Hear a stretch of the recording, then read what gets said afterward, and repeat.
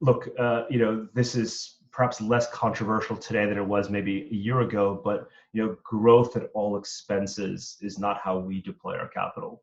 Yeah.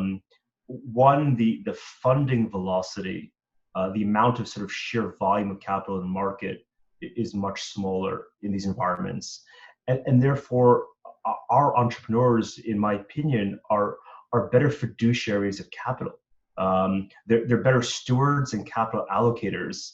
They understand the unit economics at a far greater level, I think, than sort of founders in more mature markets, because they have to. They have to just survive.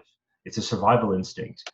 And so some of that perhaps could be antagonistic to the business model. So we have companies that have side hustles. Perhaps they're doing some consulting work to keep the lights on while they're building their real product. And perhaps traditional venture doesn't like that. They think of that as mission drift. But to me, I respect that tremendously. A founder that knows how to generate $1 of revenue and how that dollar flows through his business model is a mature founder for me. And so what we find often when we invest at an early stage is that there's some legacy businesses that have kept the lights on. And we don't sort of just take a blanket hammer and say, you need to get rid of that.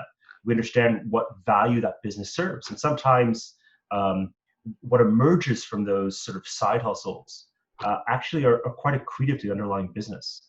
And so, we don't take a paternalistic or pedantic view of you got to shut that down, not you have our money.